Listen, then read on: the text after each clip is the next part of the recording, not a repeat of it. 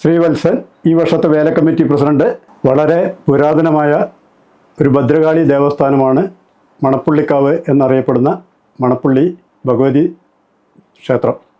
5 നൂറ്റാണ്ടുകൾക്ക് മുമ്പ് കരൂരിൽ നിന്നും കുടിയേറിയ വെള്ളാങ്കൂറ്റൂർ വംശക്കാരുടെ അധീനതയിലുള്ള ക്ഷേത്രമാണ് ഇത് എന്ന് 18 കുടുംബങ്ങളായിട്ട് കുടിയേറി പാലക്കാടിൻ്റെ പല ഭാഗത്തുമായിട്ട് സെറ്റിൽ ചെയ്ത വെള്ളാങ്കൂറ്റൂർ വംശത്തിൽ കേനാത്ത് ഫാമിലിയാണ്.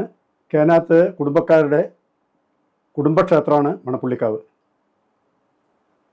ഭദ്രകാളി പ്രതിഷ്ഠയുള്ള വടക്കോട്ട് തിരിഞ്ഞിരിക്കുന്ന വളരെ പ്രശസ്തമായ പാലക്കാട് ടൗണും പരിസര പ്രദേശങ്ങളും അടങ്ങിയ ഒരു വിപുലമായ തട്ടകത്തിൻ്റെ അതിദേവതയാണ് മണപ്പുള്ളി അമ്മ. ഇവിടെ വാർഷികമായിട്ട് എല്ലാ വേല വളരെ നന്നായിട്ട് ആഘോഷിക്കാറുണ്ട്. വാർഷിക വേല അത് വന്നിട്ട് കുംഭമാസത്തിലെ 1-ാമത്തെ വെള്ളിയാഴ്ച കൊടിയേറി 3-ാമത്തെ വ്യാഴാഴ്ചയാണ് ആഘോഷിക്കപ്പെടുന്നത്.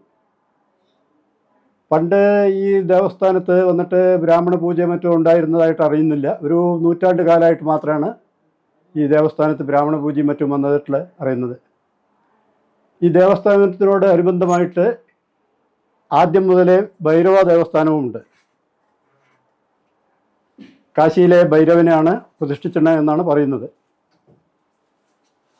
അങ്ങനെയുള്ള ഒരു വളരെ പ്രാചീനമായ വളരെ ഭക്തജനങ്ങൾ വിശ്വസിക്കുന്ന ഒരു ദേവീക്ഷേത്രം.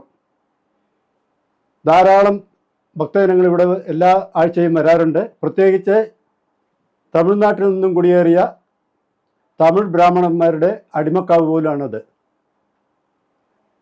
അതുകൊണ്ട് തന്നെ അവർ എല്ലാ വർഷവും തമിഴ് ബ്രാഹ്മണർ ഇവിടെ വരാറുണ്ട്. ഒരു തവണയെങ്കിലും അവർ വന്ന് തൊഴുകാറുണ്ട്. അവരുടെയും ഉപാസനാമൂർത്തിയാണ് മണപ്പുള്ളി അമ്മ.